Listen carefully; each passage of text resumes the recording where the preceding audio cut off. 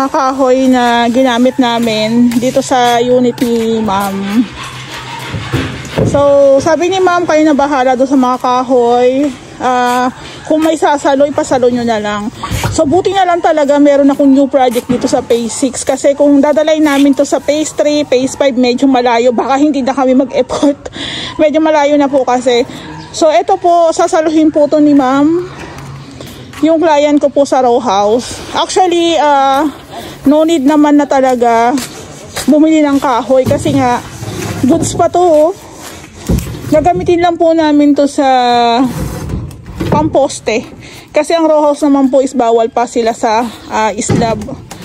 So, mostly pamposte po yan. Ayan, pamporma. Andyan.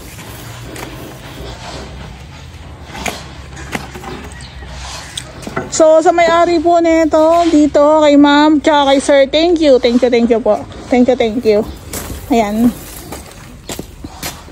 Kaya po doon sa may mga unit dito sa Lumina, pag alam nyo may projects po kami, abangan nyo po yung mga kahoy, saluhin nyo na lang kasi sa totoo, ang laki ng less. Kasi pag bumili po kayo ng isang pirasong coco lumber, magkano po isa? Nasa 100 ang isa, nasa 150 ang isa, may 75, may 80. So, kung ilang piraso po yung magagamit. So, kung bago, mahal. So, kung sasaluhin nyo po, pwede pa naman yan. Ayan, medyo marami-rami rin po yan. Bali, kami na lang po yung maghahakot.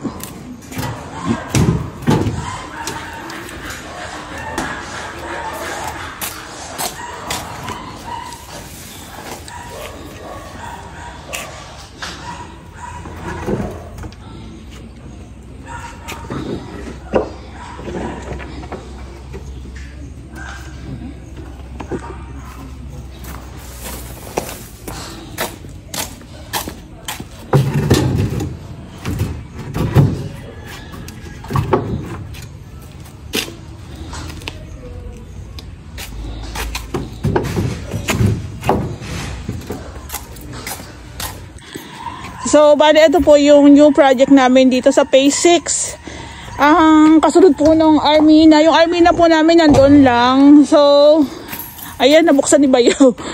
So, yung project po namin dito sa phase 6 is tatlong row house po na units. Ayan.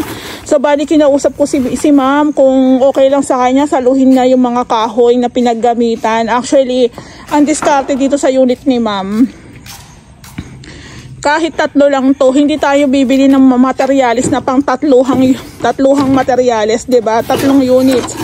Ibig kong pong sabihin, kung halimbawa hindi kami sasalo ng kahoy, ang bibilihin lang po namin ni Reyna para po sa kahoy is para sa isang unit lang po. Kasi pwede naman yan lipat-lipat lang.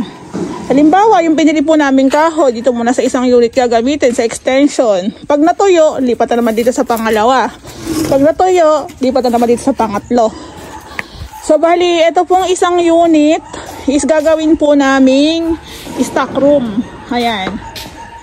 Actually, pag ginawa namin yung unit ni ma'am, hindi ko na po bubuksan ha. Kisame po muna ang una namin gagalawin dyan.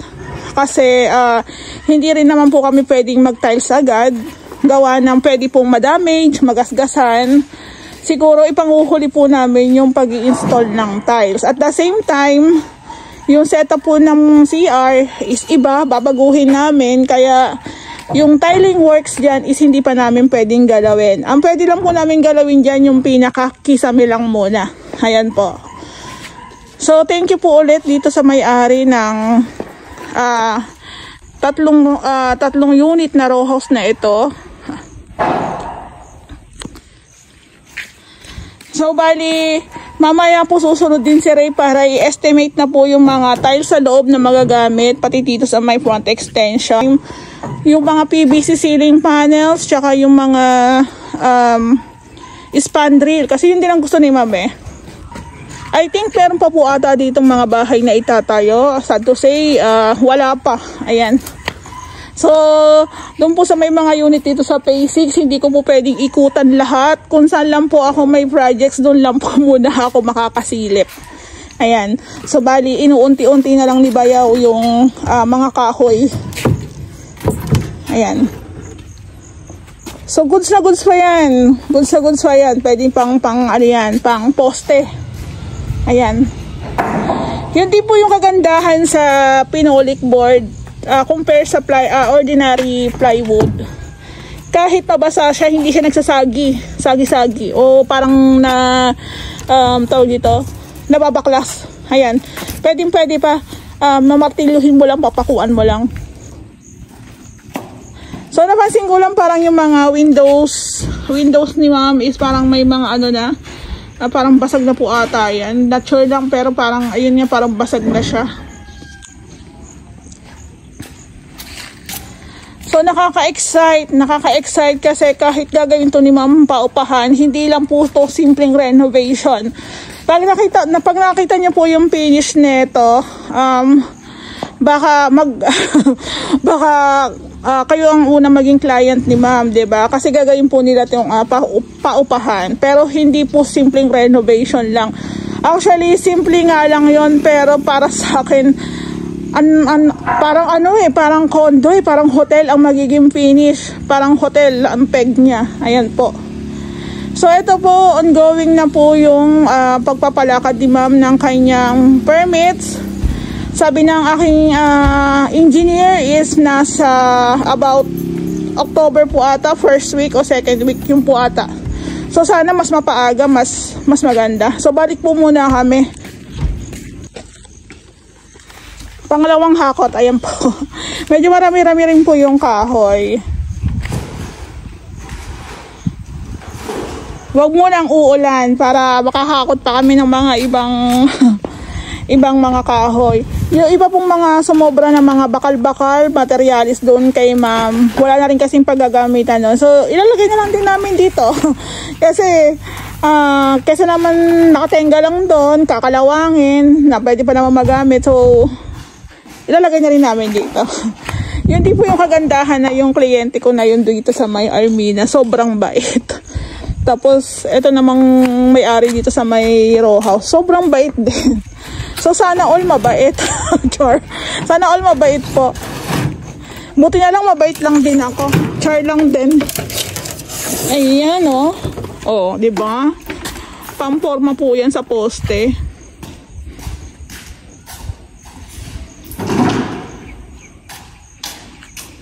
Actually, ayaw ni Ray magganyan-ganyan ako eh. Hayaan mo na yan, ganyan-ganyan. Kasi naisip ko po kasi, sayang eh. Pagkatapos mong gamitin, tatapon lang. O kaya, ibibenta rin ng may-ari. Pero tulad nga niyan, dahil sunod-sunod naman po yung projects namin. So, i-ano na rin po namin. Gawa na lang din namin ng paraan para pagkatapos po ng renovation, wala na rin po mga kalat-kalat. Magagamit pa ng iba. So, kung sasaluhin nyo po ng 2,000, 3,000, 4,000, saluhin nyo na po. Sayang eh. Sayang eh.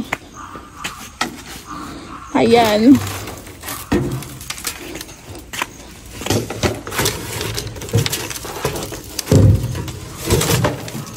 Yan. Pwede pa yan eh.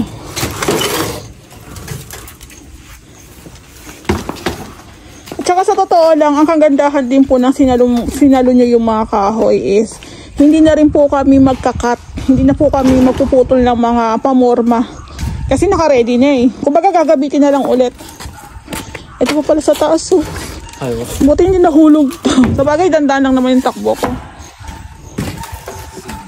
Ayan, nakaka-excite oh, diba? Pag magpapagawa po kayo ng units, dapat po meron na kayong Meralco, kuryente. At the same time, meron na rin po dapat kayong metro ng tubig. Ayan. So, napansin ko lang, sobrang liit pala ng front extension ng row house. Kasi ito po, gutter para tong sidewalk eh. Sidewalk pa po ito. So, hanggang dyan lang po talaga yung allowed sa pinaka-fence ni ma'am. Ayan. Hanggang dito lang. Parang nasa 1 meter lang po ata yan.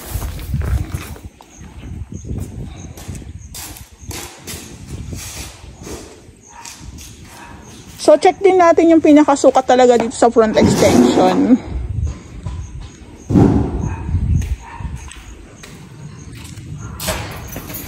Hello po, magandang hapon. Magandang hapon po ulit. Bali, natapos na po namin hakutin yung mga sinalo ni ma'am na kahoy dito po sa katatapos lang namin project dito sa Armina. Ayan, Armina SF Phase 6 po. So bali, nandito po kami ni Ray para sukatan po.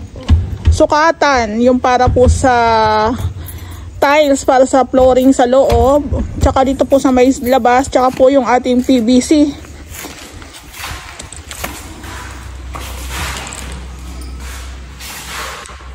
Sabi po, actually ang tiles po na magagamit dito is nasa 55 pieces or 56 pag mapapasobra po tayo. Pero since babaguhin po natin yung pwesto ng bathroom, ayan, pero halos same lang din naman, pero I think mababawasan po yung pinakabilang ng tiles. So hindi ko po muna sasabihin kung paano yung magiging setup dito. Surprise ang gagawin natin. Ayan po.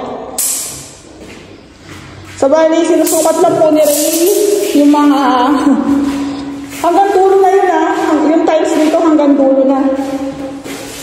Ayan. So, bali si ma'am, nagpalagay din siya ng deadbolt para sa yung kanyang backdoor. Tabi po. So, bali yung tiles po natin dito, hanggang dito na po yan sa may back extension.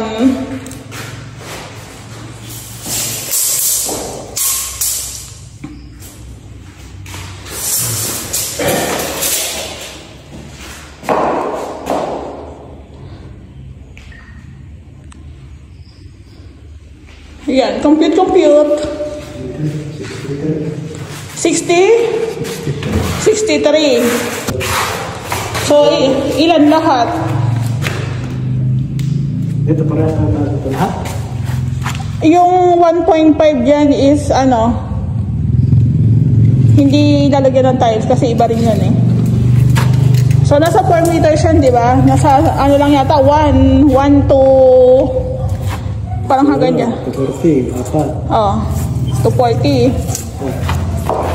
Sabi po.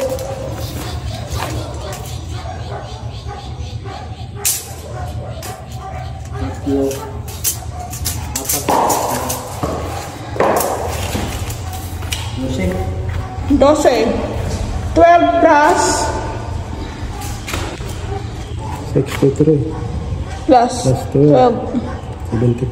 75. Oh. Tapos nasa 1, ibabawas mo yun dito. Nasa 1.5. 1.5. Tapos yung dito niya is 2 meters. No.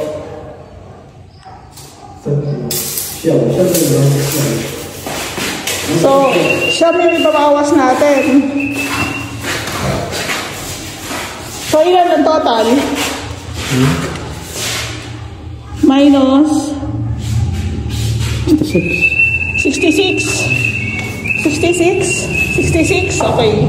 So, bali, oo. So, bali, ito naman pong PVC. Yung kisame naman po yung susukatan ni Ray.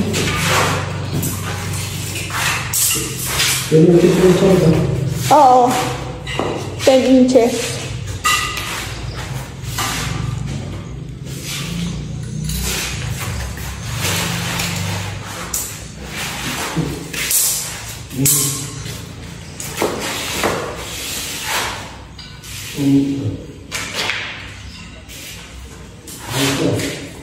Sampo. 100.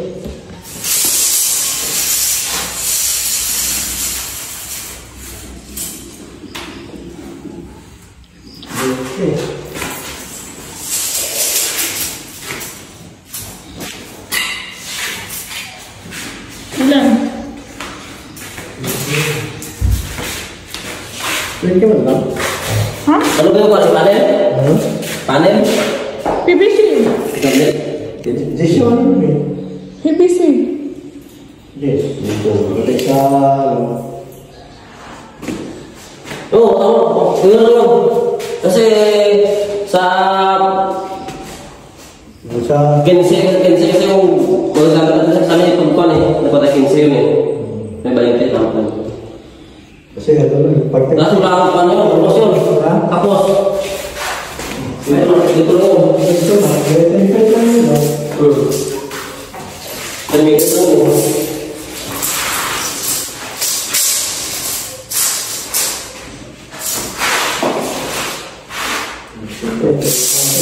Kitchen tayo dyan. Kitchen. CR kitchen.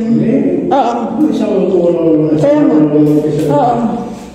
Di, tatlong putol yun.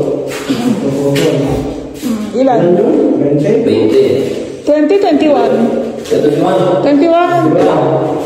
Di ba ito tatlo? 7. 7. Oh. 21 na ano, sige. 28. 28 dito.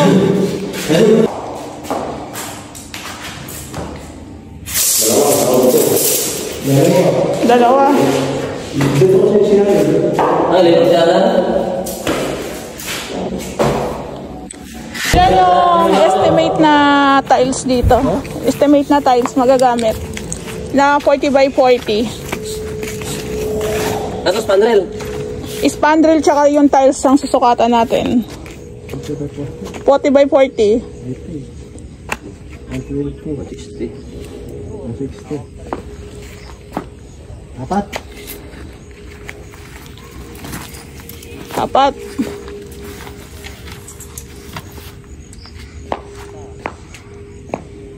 So.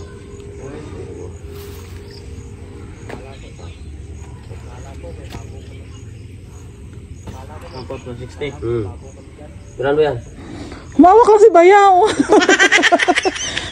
Humawak lang si Bayaw, hindi siya. 40. To humawak lang, hindi siya magkukumbyo. 60. Ito. 20. Ano? 8. Saka isa, siyam.